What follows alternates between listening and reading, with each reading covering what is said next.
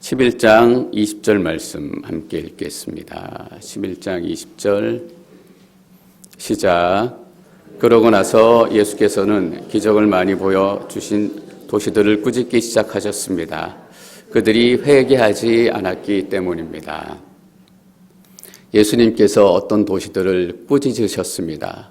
다른 번역에는 책망하셨다라고 번역을 하고 있고요. 그 도시들에게 화를 내고 분을 내셨다라는 의미일 겁니다. 한국에서 미국으로 이민 오면 처음 경험하게 되는 것들이 있습니다.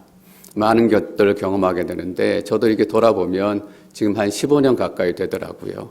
처음에 놀랐던 기억 중에 하나가 이거예요. 마트를 갔는데 그때 뭔지는 모르겠어요. 한 10개 정도 산 것 같아요. 한국 같으면 하나 딱 짓고 곱하기 10 할 거 아니에요. 근데 여기에는 딱 10번씩 하는 거예요. 왜 이렇게 늦게 계산하는지 가는 데마다 느려가지고 속이 터지더라고요. DMV 가면 어때요? 빨리빨리 해주면 좋을 것 같은데 이거 하고 저거 하고 이거 기다리고 번호 콜링 하는데 정말 1시간, 2시간 기다리는 건 보통이잖아요. 그래서 미국 가서 처음 놀라는 게 미국이 이렇게 느린 나라인가? 참 비효율적인구나라는 것을 불평하게 될 때도 있어요. 또 요즘에 앵커리지 알래스카 이렇게 생각하면 목회자로서 또 앵커리지에 사는 주민의 한 사람으로서 계속 좀 걱정되는 게 있어요. 뭐냐 하면 알래스카의 경기가 몇 년째 계속 다운이 돼 있어서 여기서 비즈니스 하시는 분들 또 직장 다니시는 분들이 계속 이렇게 어려우신 상황이잖아요. 언제쯤 나아질까? 하나님, 경제는 어렵지만 우리 성도님 한 분 한 분의 가정 또 경제적으로 너무 어렵지 않도록 궁핍하지 않도록 필요한 것들 채워주셨으면 좋겠습니다 라는 마음이 있어요. 예수님께서 오늘 도시들을 책망하시는데 그런 거 가지고 책망하지 않으세요. 왜 이렇게 너희 도시는 비효율적이냐? 너희 도시는 경제가 침체되어 있는데 왜 경제 부흥을 일으키지 못하느냐? 그것으로 책망하시는 게 아니라 뭘로 책망하시냐 하면 회개하지 않았기 때문에 책망하세요. 여러분, 이게 너무나 우리에겐 뜨끔한 말이 되어야 합니다. 우리는 우리의 삶이 불편해지면 도시를 책망하고 또 거리가 좀 지저분해지면 왜 이렇게 청소를 안 하지? 그것 가지고 불평해요. 예수님께서는 그런 거 가지고 불평하지 않으셨어요. 왜 이렇게 도시가 더럽냐? 청소를 안 했냐? 비효율적이냐? 그것 가지고 책망하신 것이 아니라 왜 회개하지 않았느냐라고 책망하세요. 여러분, 하나님께서 우리 보러 사용 못한다라고 책망하지 않으세요. 박재영 목사 왜 이렇게 설교 못하느냐라고 책망하지 않으세요. 하나님께서 뭘 책망하시냐 하면 너 왜 회개하지 않느냐라고 책망하세요. 그냥 책망하시는 게 아니라 기적을 가장 많이 보여주신 도시들이에요. 기적을 가장 많이 보여주셨다라는 것은 어떤 의미일까요? 볼 만큼 봤고 경험할 만큼 했고 들을 만큼 들었다라는 거예요. 다시 말하면 몰라서 그런 것도 아니고 경험하지 못해서 그런 것도 아니고 만나지 못해서 그런 것도 아니에요. 여러분, 예수님께서 그 도시들에게 얼마나 많은 기적을 행하셨어요. 눈먼 사람을 눈뜨게 하시고 귀먼 사람을 듣게 하시고 걷지 못하는 사람을 걷게 하시고 막 영적인 부흥이 일어나는 듯한 분위기였어요. 사람들이 와, 새로운 메시아가 오신 것 같다. 새로운 영적인 부흥이 나타날 것 같다. 그런 뜨거운 마음이었지만 예수님께서 왜 회개하지 않았느냐라고 책망하시는 거 보면 그냥 분위기뿐이었던 거예요. 야, 부흥이 일어날 것 같다. 부흥이 일어나는 것 같다라는 기분만 그렇지 사람들 안에 회개가 나타나지 않은 거예요. 여러분, 회개가 나타나지 않았다라는 의미는 쉽게 말하면 어떤 걸까요? 변하지 않았다라는 거예요. 너희가 기적을 경험하고 은혜를 경험하고 말씀을 경험했지만 너희들의 생각이 변하지 않았구나. 너희들의 말이 변하지 않았구나. 너희들의 행동이 변하지 않았구나라는 거예요. 여러분, 회개는 추상적인 개념 아니에요. 하나님, 내가 잘못했습니다. 머릿속으로 고백하고 끝나는 거 아니에요. 회개는 뭐냐 하면 내 삶이 돌아서는 거예요. 술을 먹던 사람이 술을 끊는 거고 마약을 하던 사람이 마약을 끊는 게 회개예요. 여러분, 다이어트 성공해야지라고 생각하는 사람들 얼마나 많아요. 근데 다이어트는 다이어트 하면서부터 시작이 되는 거잖아요.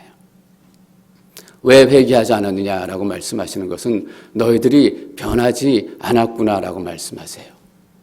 기적을 통해서 눈이 열렸어요. 눈이 열려서 보게 됐지만 정말 봐야 될 것은 보지 못하고 눈 감았을 때 보는 거하고 똑같은 거 보는 거예요. 눈 감았을 때 나만 눈 뜨면 좋겠다. 나만 잘 살면 좋겠다. 나만 행복해지면 좋겠다. 이 생각 가지고 있었던 거 눈 떠도 똑같이 생각하는 거예요.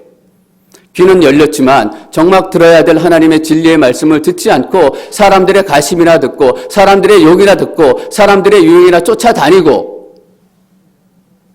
귀는 열렸는데 정말 들어야 될 걸 듣지 않는 거예요. 여러분 안전뱅이에서 기적이 일어나서 걷게 됐어요. 걷게 되었지만 정말 건강한 몸으로 가야 될 곳은 가지 않는 거예요. 가야 될 예배의 자리, 가야 될 기도의 자리, 가야 될 찬송의 자리에는 가지 않고 건강해진 몸으로 요즘에 컨디션 좀 괜찮아졌는데 한잔 할까? 한잔하고 안 하고의 문제가 아니라 컨디션을 괜찮게 해주신 목적이 뭐겠어요? 그 괜찮은 컨디션으로 더 뜨겁게 하나님을 예배하고 하나님을 찬양하고 더 아름다운 목소리로 하나님을 높이라라고 하나님께서 기적을 일으키셔 주신 거잖아요. 근데 회개하지 않았대요. 이전하고 똑같이 산다라는 거예요. 여러분 우리는 어때요? 저만 해도 마찬가지예요. 그렇게 많은 하나님의 은혜를 경험하고 그렇게 많이 주신 하나님의 기적을 경험했는데 내 삶이 얼마나 바뀌고 얼마나 변화되었는가. 사도 바울은 로마서 12장 2절에서 이렇게 얘기합니다. 저는 이 구절이 회개에 대해서 정확히 설명하고 있는 사도 바울의 주석이라는 생각이 들었어요. 여러분이 이 세대를 본받지 말고 회개는 뭐냐면 이전에는 내가 이 세대를 본받고 싶었어요. 이 세대처럼 살고 싶었고 다른 사람들하고 비슷해지는 게 내 목표였다고요. 다른 사람들처럼 잘 살고 잘 살려면 다른 사람들 밟고 올라서고 그게 내 인생의 출발이고 내 인생의 목표였어요. 근데 회개는 뭐냐면 여러분이 이 세대를 본받지 말고 본받고 싶어지는 게 달라지는 거예요. 저 사람 본받고 싶다? 네, 아니에요. 이제는 그 사람 본받고 싶은 거 아니에요. 본받지 말고 오직 마음을 새롭게 함으로. 맞아요. 마음이 새로워지는 거예요. 여기서 마음이라는 건 단순히 감정이 아니라 우리의 생각과 지성과 의지를 다 포함하는 거예요. 본받고 싶은 것이 달라지고 우리의 마음과 생각이 달라지는 거예요. 생각이 달라지면 말도 달라지고 생각이 달라지면 행동이 달라지고 그러니까 마음을 새롭게 함으로 변화를 받아 변화가 나타나요. 저는 먼저 제 자신에게 묻습니다. 내가 예수 믿은 지 얼마 됐고 목사가 된 지 벌써 몇 년인데 얼마나 마음이 새롭게 돼서 변화를 일으켰는가.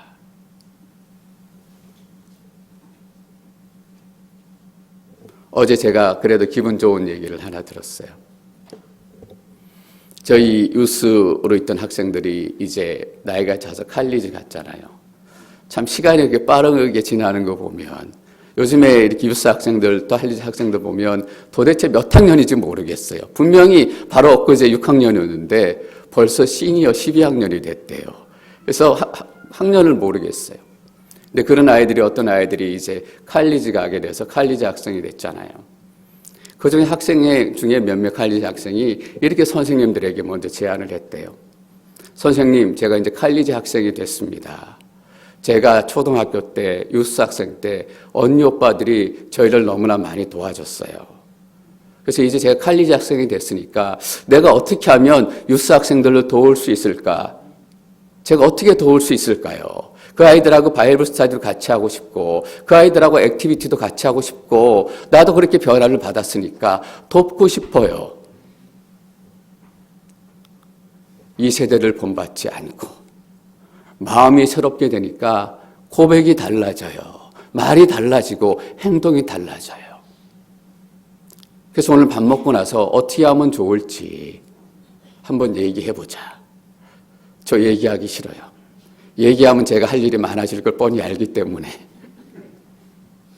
근데도 기뻐요. 아, 마음이 새로워지니까 아이들 안에 변화가 나타나는구나. 제가 왜 이 말씀드리냐 하면 어른들이 우리 좀 창피하고 부끄럽게 생각하자고 말씀드리는 거예요. 목사인 저도 장로님도 집사님도 여러분 모두가 아이들이 변화가 나타나서 아이들의 삶에 이런 일들이 나타나는데 도대체 우리는 어떻게 해야 되는가? 변화를 받으니까 이렇게 돼요. 하나님의 선하시고 기뻐하시고 온전한 뜻이 무엇인지 분별하도록 하십시오. 이걸 위해서 살게 되는 거예요. 변화의 방향과 목적이 뭐냐 하면 내 삶에 하나님이 선하시고 기뻐하시고 온전한 뜻이 무엇인가? 내 삶을 통해서 어떻게 하나님의 뜻을 이루어 갈 것인가? 이전에는 세상을 따라 본받는 것이 목표였다면 이제는 내 삶에 하나님의 선하시고 기쁘신 뜻을 이루어 가는 것이 내 삶의 목표와 방향이 되는 거예요. 여러분, 이것이 반드시 우리가 사람들 만날 때마다 예수님, 예수님, 하나님, 하나님 이렇게 말해야 된다라는 의미 아니에요.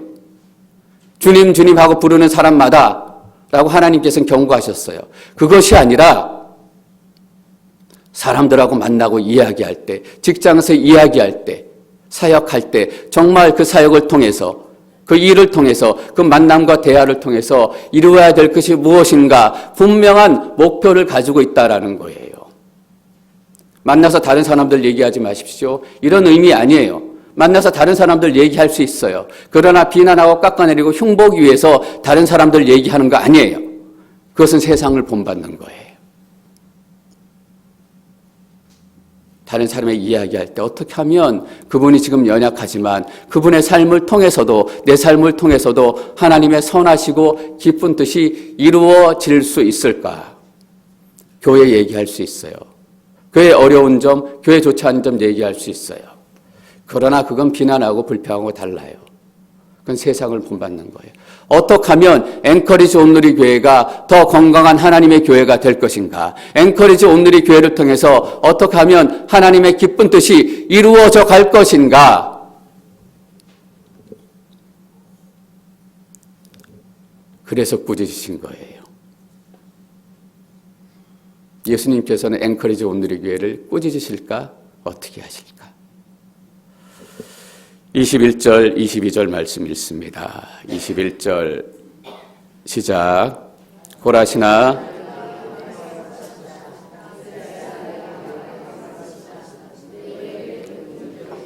두로와 시돈에서 나타났다면 그들은 벌써 오래전에 베옷을 입고 죄를 뒤집어 쓰고 앉아 회개했을 것이다. 그러나 내가 너희에게 말한다. 심판날에 두로와 시돈이 너희보다 견디기 더 쉬울 것이다. 고라시나 벳세다야, 갈릴리에 있는 어촌 마을이에요.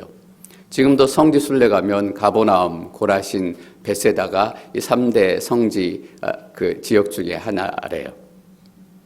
벳세다는 누가복음에 잠깐 언급이 돼요. 예수님께서 오병이어 5천 명의 사람들을 먹이신 기적을 베푼 곳이 벳세다 광야예요.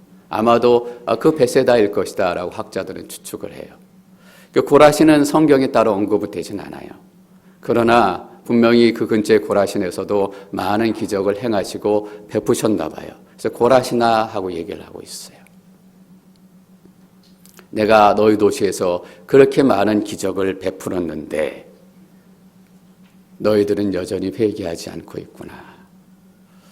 우리는 여기서 예수님의 기적의 목적을 다시 한번 깨닫습니다. 예수님의 기적의 목적은 뭐예요? 우리를 회개하게 만드는 거예요. 예수님의 기적의 목적은 우리가 하나님의 사람으로 바꾸게 만드는 거예요. 이전에는 내 능력이 없어서, 내 힘이 없어서, 내가 보지 못하고 듣지 못하고 내가 걷지 못했기 때문에 내 삶을 돌이킬 수 없었다면 이제는 보게 하시고 듣게 하시고 걷게 하셔서 내 안에 주시는 성령의 능력으로 내 삶을 돌이킬 수 있게 하는 것, 그게 예수님의 기적의 진짜 목적이에요. 저는 여러분 안에 더 많은 기적들이 나타나시기를 축원합니다. 무릎이 아프신 분들, 무릎이 튼튼해지시고 관절이 약해지신 분들, 관절이 강건해지시고 특별히 인대가 약하신 분들 이 시간 예수 그리스도의 이름으로 선포합니다. 인대가 강건해질 것입니다. 그 기적을 통해서 우리는 뭐예요?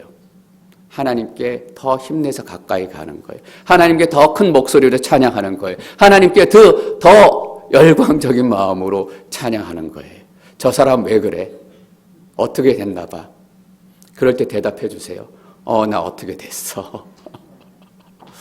어떻게 된 거예요. 두로와 시돈에서 나타났다면, 두로와 시돈은 구약에서 유명한 도시예요. 어떻게 유명하냐 하면 돈 많은 걸로 유명해요. 그래서 오만과 거만으로 유명한 도시예요. 돈 자랑하고 오만하고 거만으로 유명한 도시에서라도 이 기적이 나타났다면 그들이 회개했을 거다라는 거예요.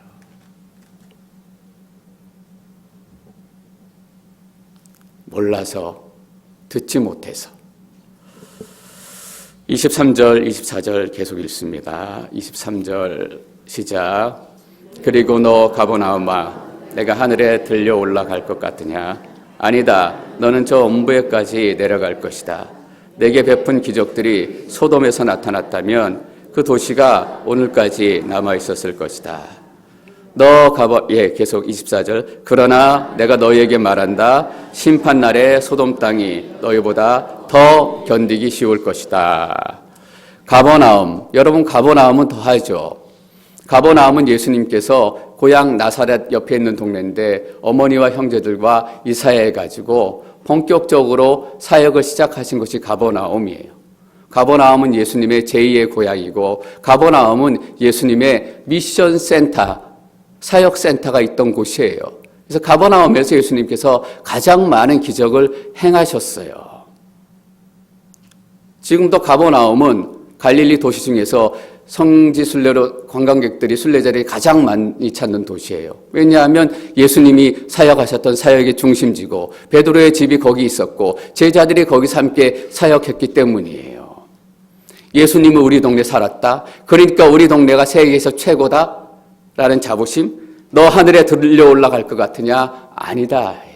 예수님은 너희 동네 살았다라는 것이 무슨 의미가 있냐? 12제자가 너희 동네에서 사역했다라는 것이 무슨 의미가 있냐? 너희는 하늘에 올라갈 것이 아니라 세상에 자랑이 될 것이 아니라 저 음부까지 내려갈 것이다. 너희는 세상에 수치로 기억될 것이다. 왜냐하면 회개하지 않았기 때문에. 24절 이렇게 계속 이어집니다. 그러나 내가 너희에게 말한다. 심판날에 소돔 땅이 너희보다 더 견디기 쉬울 것이다. 견디기 쉬울 것이다. 라는 표현을 2번 써요. 회개하지 않는 이 도시, 회개하지 않는 우리의 인생, 견뎌내기 어려울 거다라는 거예요. 여러분, 어떤 의미를 담고 있을까요? 진짜와 가짜, 짝퉁과 명품은 그냥 구분하기는 어려워요. 그러나 전문가가 나와서 조사하기 시작하면 진짜와 가짜는 금방 구별이 돼요. 여러분, 지금 진짜 크리스찬, 가짜 크리스찬 다 똑같이 보여요. 가라지도 진짜 같고 진짜도 가라지 같고 그렇게 보여요. 예수님께서 뭐라고 말씀하셨어요? 가라지 뽑지 말라라고 얘기하셨어요. 진짜가 다칠까 봐. 영원히 가라지가 뽑히지 않을까요? 나중에 예수님께서 진짜 가라지를 뽑으시겠다라는 거예요. 여러분, 우리 비슷하게 살아갈 수 있어요.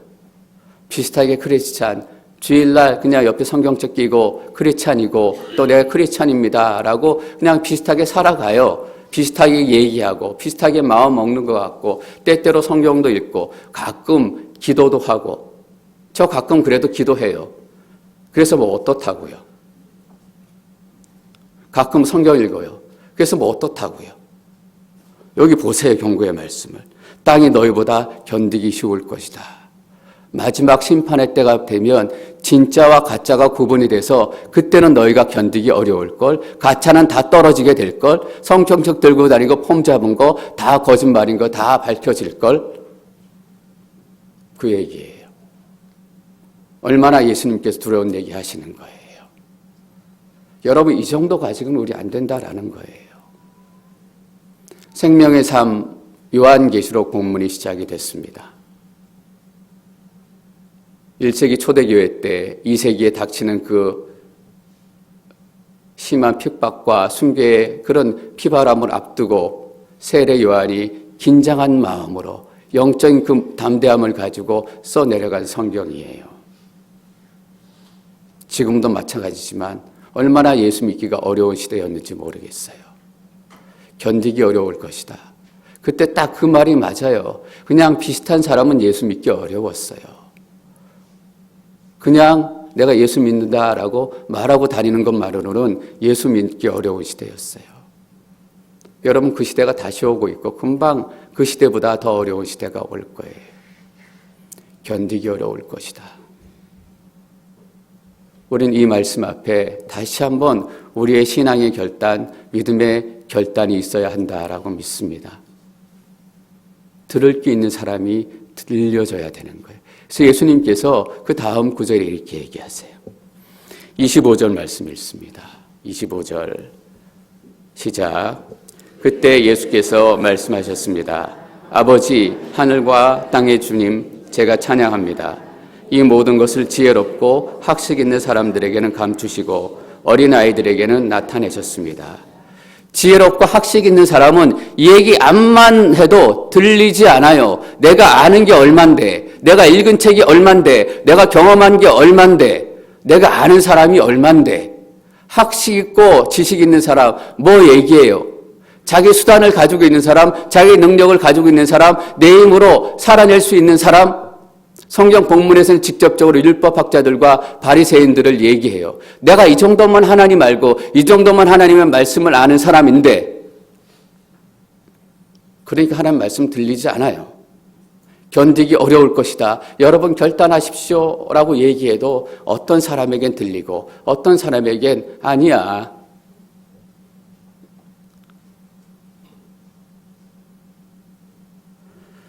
지혜롭고 학식이 있고 우리의 지식, 우리의 학식, 우리의 타이틀, 여러분 이거 구원 아닙니다.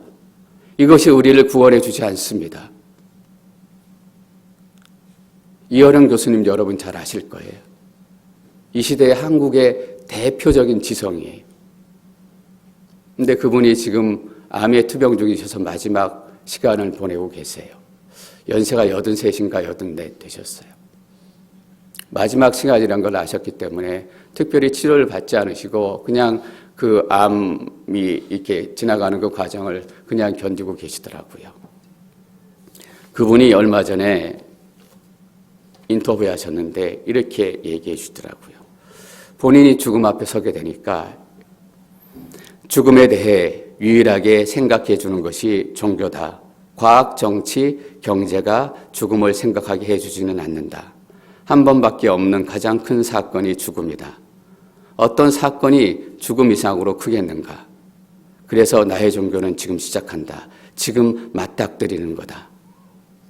그리고 딸을 추억해요. 여러분 잘 아시겠지만 이어령 교수님의 딸이 7년 전에 암으로 투병하시다가 마지막에 목사로 사역하시다가 암으로 돌아가셨어요. 그 모습을 기억하는 거예요. 나의 딸이 그걸 훌륭하게 해냈다. 죽기 직전까지 두려워하지 않았던 딸의 모습을 기억한다. 그래서 암이 우리 딸을 정복하지 못했다. 하나님의 신부여 빛나는 얼굴로 서 있었다. 아무도 그의 사랑과 신앙을 부수지 못한다.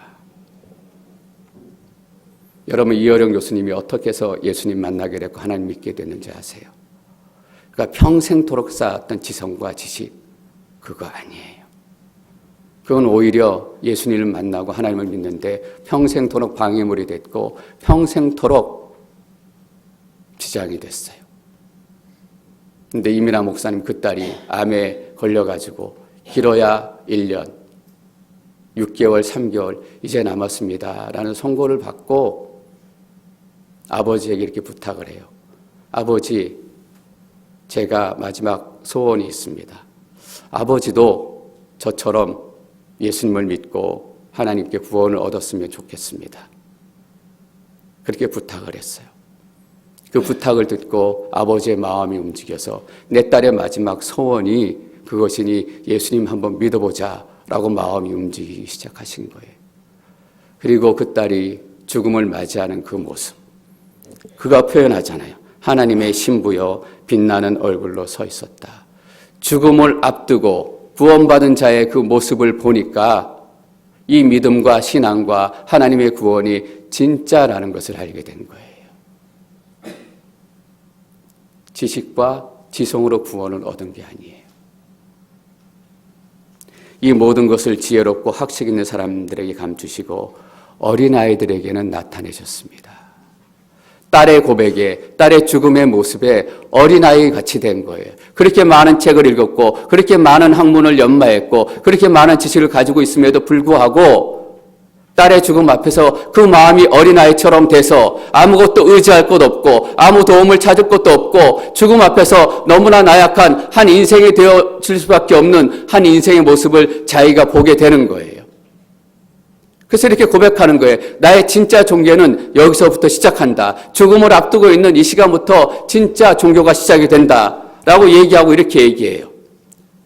죽음에 대한 유일한 해답은 종교뿐이다. 이 종교는 크리스찬, 기독교를 얘기해요. 나는 길이요, 진리요, 생명이다. 여기에 생명이 있다. 여러분, 제발 똑똑한 척하지 마십시오. 제발 잘난 척하지 마십시오.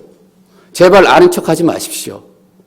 이어령 교수님보다 똑똑하신 분 여기 계세요? 이어령 교수님보다 더 많이 아시는 분 계세요? 아니에요. 어린아이와 같이 된다라는 것은 하나님이 도와주시지 않으면 하나님 앞에 나는 아무것도 없는 존재입니다. 내가 배운 것, 내가 가진 것, 내가 경험한 것 아무것 아니에요. 주시는 그대로, 부어주시는 그대로. 근데 놀라운 일이죠. 어린아이와 같이 돼서 하나님 만났는데 하나님 만나고 나니까 그가 평생토록 연구했던 학문과 지혜와 지성이 새롭게 변하는 거예요. 그 지혜와 지성이 이젠 하나님을 연구하고 하나님을 탐구하고 하나님을 찾아가는데 그 지성이 쓰이는 거예요.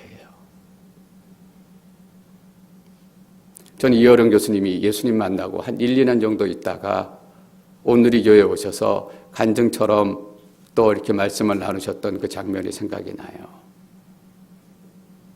학자니까 다르시더라고요. 시편 84편 가지고 본인의 간증 얘기하시는데 시편 84편에 어떤 얘기가 나오냐 하면 하나님께서 제비에게도 제 집을 주신다. 본인이 학자이고 또 문학가이다 보니까 제비라는 단어가 자기는 너무 좋았대요. 그래서 84편을 더 감명 있게 묵상하고, 근데 목사들은 제비 읽고 감명받지 않아요. 그분이 평생토록 지켜왔던 학문이, 지성이 이제는 하나님을 더 은혜롭게 만나는데 전 여러분이 하나님 앞에 어린아이처럼 서시기를 축원합니다. 그리고 하나님의 은혜를 경험하고 여러분에게 주신 삶의 경험, 삶의 지혜, 삶의 지성이 그 하나님을 더 깊이 알아가는 은혜의 통로가 분명히 될 줄 믿습니다. 26절 그래서 이런 얘기예요. 26절 함께 읽습니다. 시작.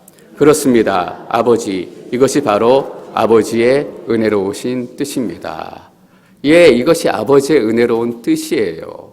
하나님께서 은혜로 여러분들을 부르시고 은혜로 여러분들을 어린아이처럼 만드시는 거예요. 때론 하나님 앞에 어린아이처럼 엉엉 울기도 하십시오. 때론 어린아이처럼 하나님 앞에 때도 좀 써보시고 어린아이처럼 하나님 앞에 찡찡거리기도 해보시고. 27절 계속 읽습니다. 27절 시작. 내 아버지께서 모든 것을 내게 맡기셨습니다. 아버지 외에는 아들을 아는 사람이 없고 아들과 또 아들이 택해 계시해 준 사람들 외에는 아버지가 누구인지 아는 사람이 없습니다. 아버지를 안다라는 표현이 너무 중요합니다. 왜냐하면 영생은 나를 보내신 하나님을 아는 것이요. 하나님을 아는 것이 구원의 시작이고 은혜의 출발이고 하나님을 아는 것이 우리 인생의 결론입니다. 그래서 28절, 29절, 30절 말씀 하실 수 있는 거예요. 28절 말씀 읽겠습니다. 28절 시작.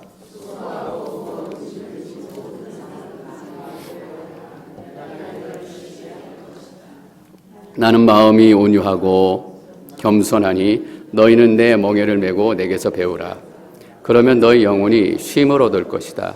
내 멍에는 매기 쉽고 내 짐은 가볍다. 수고하고 무거운 짐진 모든 자들아. 이 땅에 사는 사람들 중에 수고하지 않는 사람이 어디 있겠습니까?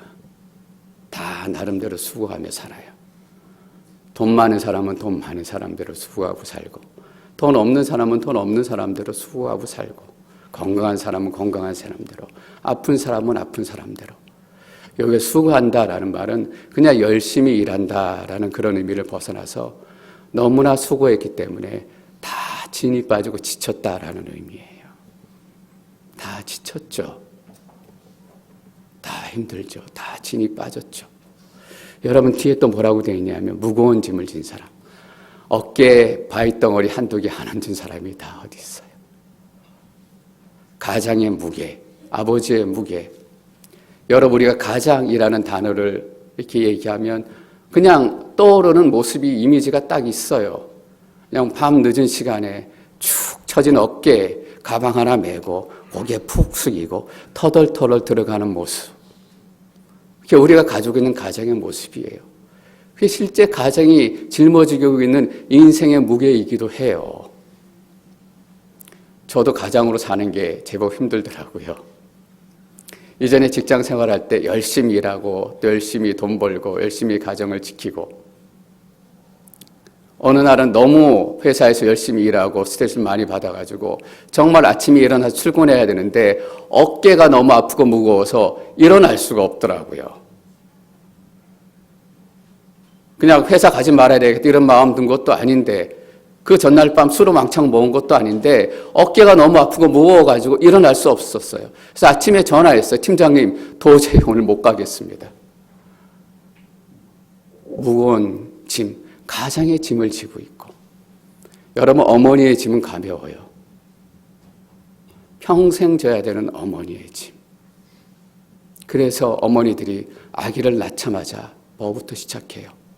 어머니 되는 것이 너무 두려워서 대부분의 여자들이 아기를 낳자마자 산후 우울증으로 어머니됨을 시작하잖아요. 어머니 되는 어머니의 무게가 너무나 크기 때문에, 너무나 두렵기 때문에 내가 이 아이를 어떻게 키울까? 내가 이 아이를 어떻게 책임질까? 어머니의 무게됨이 너무나 커서 산후 우울증으로 시작하지 않으면 여러분 자식 때문에 무게는 가벼워요. 맨날 부모님 돈 걱정하는 거 옆에서 괜찮은 척 아무렇지 척 하는 거 듣느라고 얼마나 자식 되는 무게가 무거운지.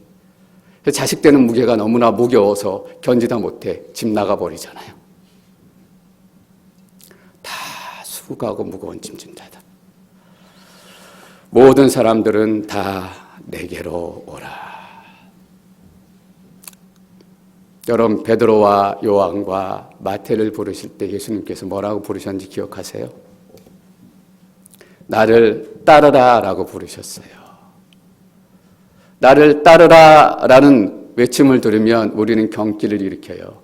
왜냐하면 내 가진 것 모든 것을 버리고 떠나야 되나 보다. 어떻게 버리지? 어떻게 포기하고 떠나지? 예수님의 제자가 된다는 것. 베드로처럼 요한처럼 마태처럼 다 버리고 떠나야 되는데 나를 따르라.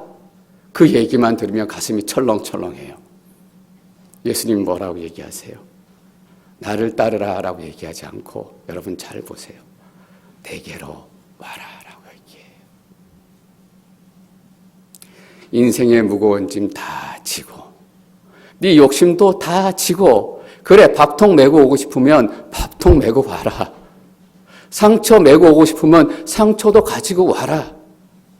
다 내게로 와라.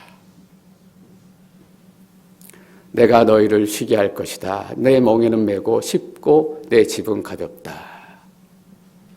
다 내가 너희를 쉬게 할 것이다. 여러분 정말 그래요? 교회 가면 예수님께서 다 짐을 예수님의 멍에는 쉽고 예수님이 다 쉬게 하신다라고 해서 교회 왔더니 다 쏙잖아요. 몇 달만 지나면 주방에 가서 설거지 해야 되고 교회에만 할 일이 더 많아지고 더 피곤해져요. 제가 얼마 전에 이제 주방에서 점심 끝나고 설교하시는데 어떤 형제님께 아유 설거지 하시느라고 너무 힘드시죠. 그날 정말 힘드셨나 봐요. 아 목사님 오늘은 설거지가 끝이 없네요. 그 얘기 듣고 아유 오늘 나라도 밥 먹지 말걸.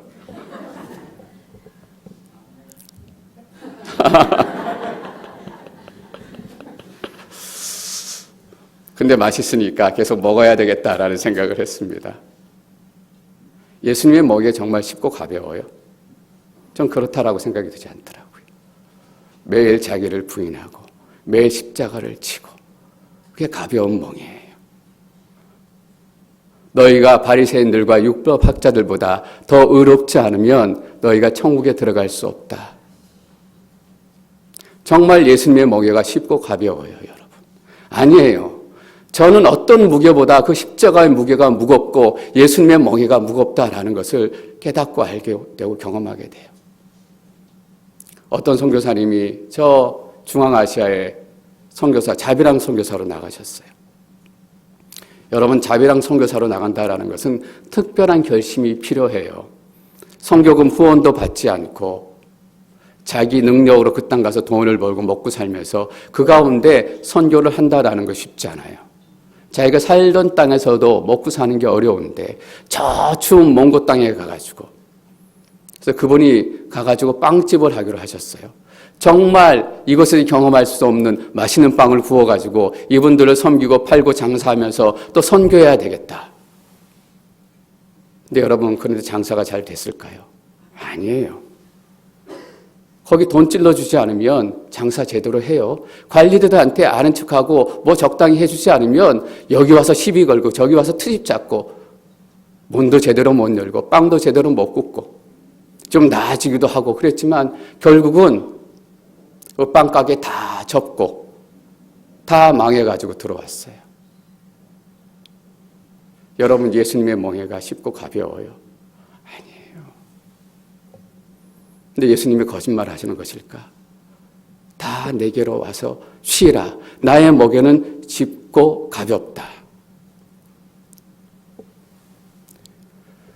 제 딸이 초등학교 때 또 미들스쿨 때 어떤 저기가 있었냐 하면, 지금도 여학생들은 그럴지 모르겠어요. 다이어리에다가 뭘 그렇게 많이 끼어다니는지 모르겠어요. 원래 이만한 다이어리인데 막 이것저것 넣어가지고 이만큼 돼요. 그것도 가방에 넣고 저것도 가방에 넣고 하여튼 자기가 들고 다닐 수 있는 것은 다 가방에 넣어가지고 제가 들어보고 깜짝 놀랐어요. 얘가 미쳤나. 어느 날 그 무거운 짐을 지고 가는데 제가 그래도 그게 너무 안타깝고 제 딸이 좀 덜 힘들었으면 좋겠다 싶어가지고 뭐 어떻게 했냐면 뒤에서 메고 갔는데 가방끈을 백팩을 이렇게 들어줬어요. 제 딸이 가볍다. 나의 멍에는 쉽고 가볍다라는 것은 어떤 의미냐면 우리가 고난을 만나지 않게 될 것이다. 우리가 희생을 면하게 될 것이다. 우리가 아프지 않게 될 것이다. 우리가 비난을 받지 않고 조롱받지 않게 될 것이다. 그런 의미 아니에요. 너희 비난의 자리에 내가 함께 있어주겠다. 너가 그 큰 인생의 무거운 짐을 지고 가장이라는 짐, 어머니라는 짐, 자식이라는 짐, 크리스찬이라는 짐을 지고 이 땅을 살아갈 때 내가 뒤에서 그 짐을 이렇게 들어주겠다라는 거예요. 여러분, 그 들어오는 것이 뭐예요? 그게 은혜예요. 은혜의 손으로 우리 인생의 무게를 들어주시는 거예요. 여러분, 우리의 힘으로 설거지 하려고 그러면 설거지 다 던지고 싶어요. 근데 하나님의 말씀이 우리에 들어오고 예수님의 사랑이 우리 안에 들어와서 하나님을 알기 시작하면, 그래서 하나님을 안다라는 것이 중요해요. 나만큼 하나님을 아는 사람이 없고 내가 계시해 준 사람 외에는 아버지를 아는 사람이 없습니다. 아버지를 아는 사람은 하나님의 은혜가 어떤 것인지 알고 하나님의 사랑이 어떤 것인지 알기 때문에 내 인생이 힘들고 어렵지만 하나님께서 그 은혜로 내 인생 지켜주시고 함께해 주실 것이다 라는 것을 깨닫는 거예요. 여러분, 그래서 쉽고 가벼운 거예요. 그 은혜의 손길로 하나님께서 들어주시기 때문에. 하나님, 내가 그렇게 무너지는 자리에 하나님께서 뭐 하셨어요? 왜 무너지지 않게 하나님께서 나를 방치해 주셨어요? 왜 방치해 주셨어요? 하나님께서 그 자리에 함께 계시고 여러분들이 일어나기 어려운 자리에 손을 뻗어가지고 일으켜 주셨는데, 보세요. 남들이 일어나지 못하고 남들이 다 포기했던 자리에 여러분들은 일어났잖아요. 여러분들은 믿음을 지켰잖아요. 여러분들은 그 자리에서 기도하기 시작했잖아요. 왠지 아세요? 은혜의 손으로 여러분의 인생의 무게를 들어주셨기 때문이에요. 우리의 인생의 무게가 가볍다. 그런 의미 아니에요. 하나님을 경험하고 하나님을 진짜 알기 시작하면 우리가 쓰러진 그 자리, 요셉이 갇혔던 그 감옥의 그 자리, 하나님께서 함께 갇혀 계신 거예요. 여러분, 하나님께서 함께 갇혀 계신데 뭐가 걱정이에요? 하나님 한 말씀 하시는 순간 여러분의 인생의 옥문은 열리게 될 줄 믿습니다. 우리는 또 고난을 만나게 될 것입니다. 우리는 또 어려움 만나게 될 거예요. 성경은 여러분들이 절대로 쉬운 삶 살 거라고 얘기하지 않아요. 어렵지만, 고난을 당하지만, 핍박을 당하지만 그 자리에 예수 그리스도께서 여러분들에게 함께 하시고 여러분들에게 능력을 주실 것이다. 여러분의 십자가를 함께 져 주실 것이다. 그리고 쉼을 얻는데요. 여러분 착각하시면 안 돼요. 쉼을 얻는다라는 것은 아무 일 하지 않는다, 먹고 논다 이렇게 된다라는 거 아니에요. 많은 사람들이 일찍 은퇴하기를 원해요. 왜냐하면 쉬고 싶기 때문에. 그런 쉼을 얘기하는 거 아닙니다, 여러분. 예수님께서 6일 동안 하늘 갔다가 이 땅의 모든 것을 창조하시고 7일째 안식하시고 쉬셨어요. 하나님께서 7일째 안식하셨다라는 말이 아무 일도 안 하셨던 거예요. 그런 의미 아니에요. 예수님께서 베스다 연못에 앉아있는 38년 된 병자를 안식일에 고치셨어요. 자리를 들고 일어나라라고 하셔서 38년 동안 움직일 수 없었던 그 인생이 예수님 말씀 한마디에 벌떡 일어나서 걷게 됐어요. 그때 옆에 있던 바리새인들과 율법학자들은 뭐라고 얘기해요? 당신 왜 하나님의 율법을 범합니까? 왜 안식일에 병을 고칩니까? 라고 물어보니까 예수님께서 뭐라고 대답하셨는가? 하나님께서 일하시니 나도 일하신다. 하나님께서 안식일에 쉬시는 것은 아무것도 안 한다라는 거 아니에요. 하나님의 안식은 뭐냐 하면 하나님의 통치예요. 하나님께서 하늘과 땅을 다 완성해 놓으시고 이제는 통치하시기 시작하셨다라는 거예요. 하나님께서 일하시니 나도 일한다라는 의미가 어떤 의미예요? 하나님의 통치가 임하는 곳에 너희 인생을 38년 동안 묶고 있었던 그 묶임이 떠나가는 것을 보여주는 거예요. 그것이 하나님의 통치예요. 너희 영혼이 쉼을 얻을 것이다. 그렇다면 여기서 우리 영혼이 쉼을 얻는다라는 것은 무엇일까? 그냥 논다라는 의미 아니에요, 여러분. 우리가 쉬고 안식한다라는 것은 이제는 우리가 세상의 노예가 아니라 돈의 노예가 아니라 인생의 노예가 아니라 인간의 노예가 아니라 우리가 통치하는 삶을 살기 시작한다라는 거예요. 이전에는 먹고 살기 위해서 할 수 없이 일했어요. 찡찡 짜면서 억울해하면서 분노하면서 불평하면서 이제는 그렇게 찡찡 사면서 돈 버는 것이 아니라 내가 이 돈을 통해서 하나님의 나라의 통치를 이 땅 가운데 이루어 나가겠다. 이 돈을 통해서 선교헌금하고 하나님의 백성들을 구원하고 연약한 자를 돌봄으로 이 땅 가운데 하나님의 통치를 이루어 가겠다. 여러분 그게 쉬는 거예요. 어떻게 쉬실 거예요? 한 주 잘 쉬십시오, 여러분. 놀라는 의미 아닙니다. 그냥 억지로 살지 마시고 여러분들을 통해서 하나님의 통치가 여러분의 삶 가운데 선포되어지는 것, 이것이 쉬는 거예요.